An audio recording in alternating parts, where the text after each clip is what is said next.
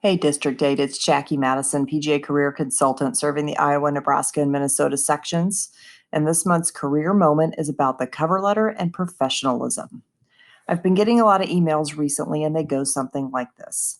Hey, I'm getting ready to apply for some jobs this fall.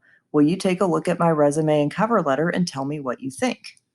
I'm always happy to help. But to respond to the cover letter question, I cannot evaluate your cover letter unless I understand the job that you're applying for and I can see the job description.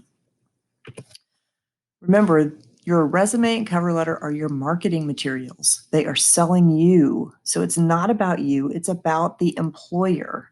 When you sell something to somebody, you need to know how you're going to meet, how you or your product or services will meet their needs.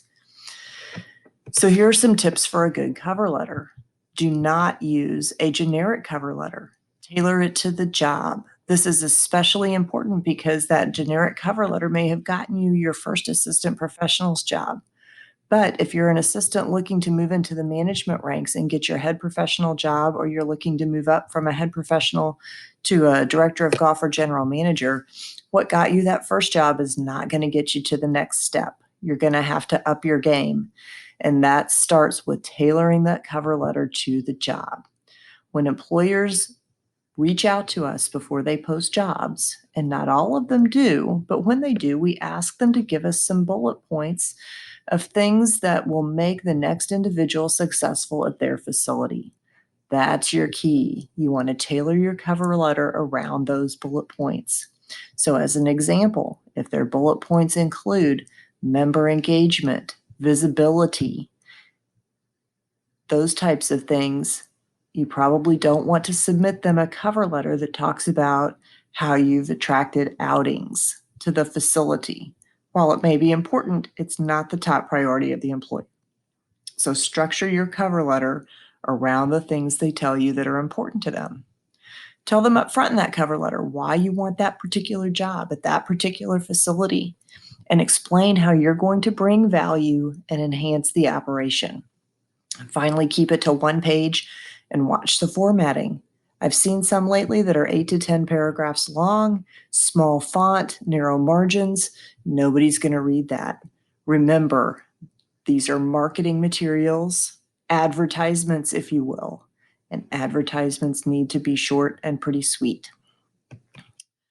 While we're on this topic, let's talk a little bit about professionalism. The whole idea, once you've submitted that fantastic resume and cover letter, is that you're going to get a phone call or an email to schedule an interview.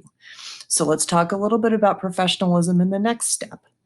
You're going to have to check your email daily and return job-related communication promptly. This is important, especially for those of you who grew up in a nearly entirely digital world, where the language that you speak and the way you communicate with other people has been very much driven by texting and chatting. Email is now the communication tool of business, and you're going to have to use it and use it often. And remember, those emails need to be written using proper grammar and proper language, not the way you would write out a text message or a chat. You need to return phone calls promptly. And if somebody calls you, you need to return that phone call with a phone call, not with an email or a text message. Failure to return phone calls will cost people opportunities, even if it's just in your everyday job and not related specifically to a job search.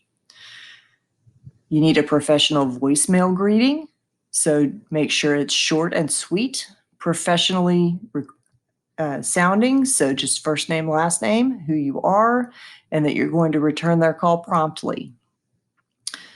And finally, your email handle and your image icon need to be professional.